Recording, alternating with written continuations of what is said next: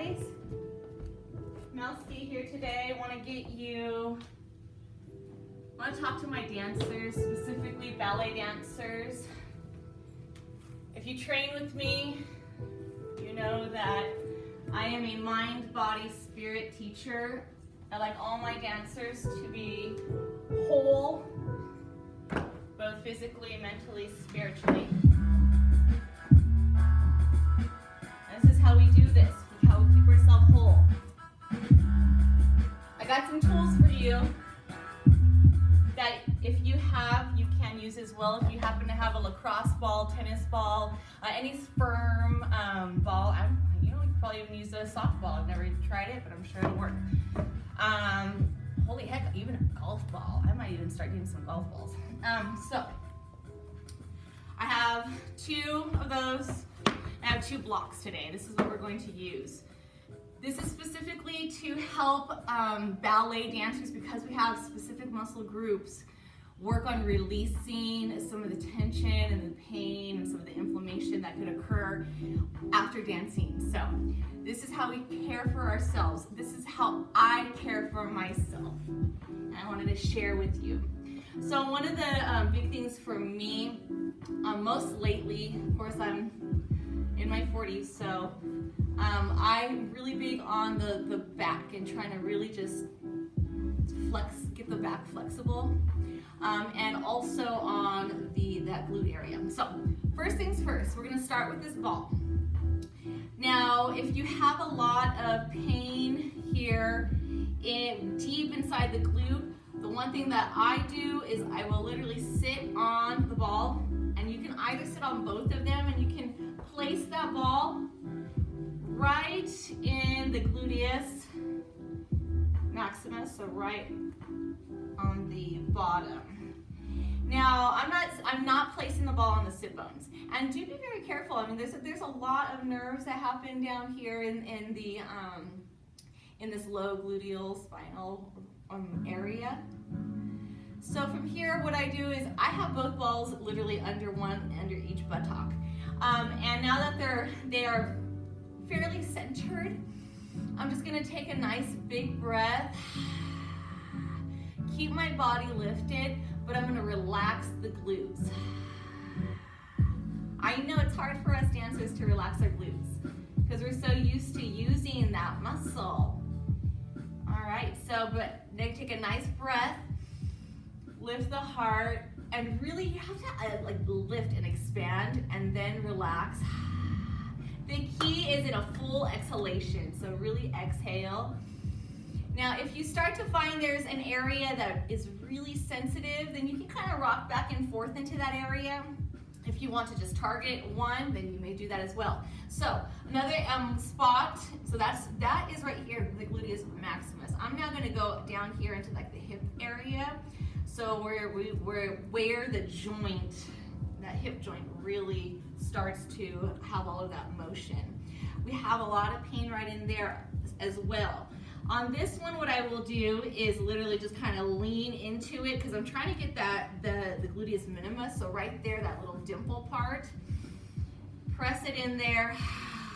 Ooh, and you have to breathe through this, because the pain can hurt so good. Breathe out. And this is also great because it's acupressure. If you suffer from any sort of irritable bowel syndrome or even stress that can create blockages in the body.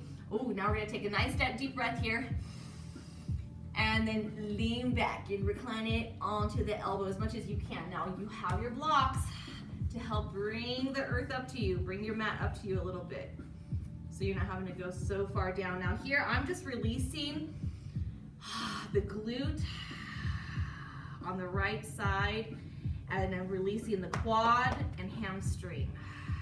So now I'm allowing acupressure. As I was saying, if you suffer from irritable bowel syndrome, I have actually noticed that this has been very healing to release some pressure, very acupressure style, right? Okay, so now I can feel the ball is starting to rotate a little bit more. I'm going to allow my hip to sit onto the ball. Yes. Breathe. through this. And it doesn't always have to be a stagnant hold, unless it's a that real feel good kind of hurt. Then you want to breathe through it. Oh, like, oh, I just hit the spot.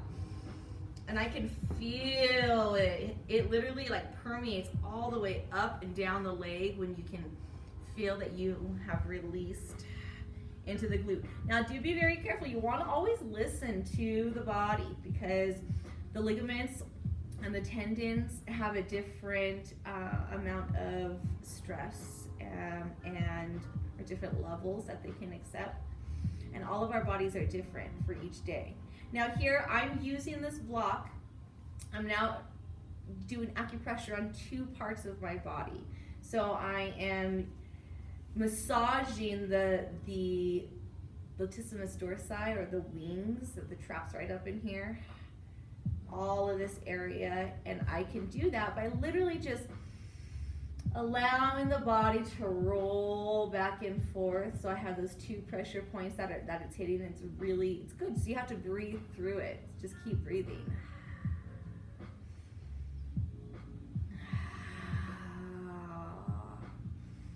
Good. I'm going to adjust this here, and I'm going to try to lay it out just a little bit, because I want to get right into the shoulder for me today. I might even lift up that block and turn the wedge just a little bit. So, oh yeah, baby. I just got it right under that armpit in this really good little pocket. And you just keep breathing through this. Yeah?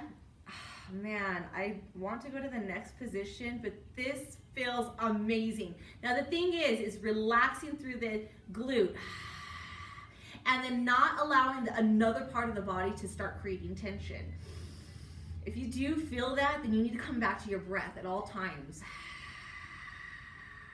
And if you're ever really not sure, listen for the breath. Good. Now with that, we're going to be carrying this ball area and that little pressure. Now be very sensitive as you come around the hip. There's a lot of ligaments in here, and depending on your body for right now, for today, because we change every day. Like really, I feel like I fluctuate between like 5 pant sizes, but that's just life, you know. It's always, oh my God, yeah, it's always changing on us. I'm turning, trying to get the hip now forward, and I'm allowing the ball, oh my Lord almighty. I'm gonna take my foot now up to the front, because I need to start shifting my weight.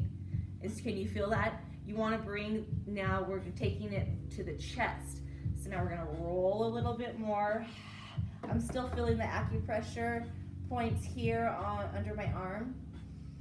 I'm gonna try to just relax the whole body into this. And I'm going to, because I feel that my knee keeps dropping down, I'm going to turn here, my toes, and create a little sickle, which I know is such a no-no thing in the ballet world. In the stretch world, we want to stretch all parts of the ankles.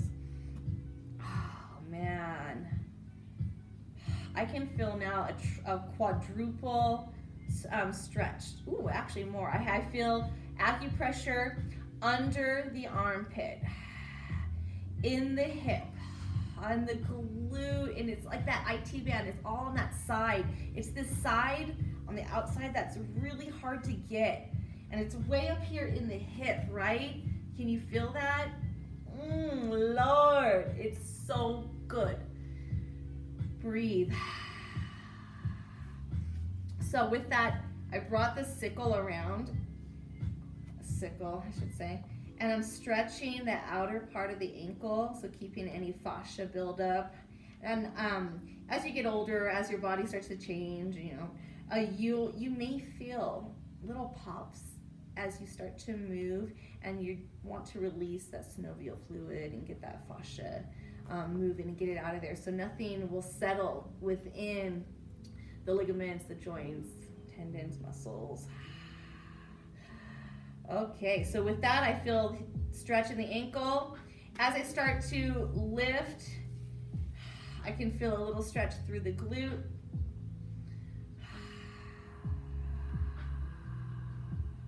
Okay, we're gonna release the leg. Ooh, circle the ankle. Always keeping things moving after you stretch. That movement will help to bring more oxygen to that area. Okay, now, this is a really important part because the front, our psoas muscle, can hurt psoas bad, right? So, you want to take the ball, get it right into the hip, right in that bone area. Kind of just get it wedged right there to where you can feel like you can roll right over it. And you might have to just kind of be really gentle here and just do a little hip, so you're pushing the hip flexors forward just a little bit. And then once you kind of find that spot that you're like, oh, that's where that sensation's at, my body's telling me something, then you can take a moment here. And here you can probably kick the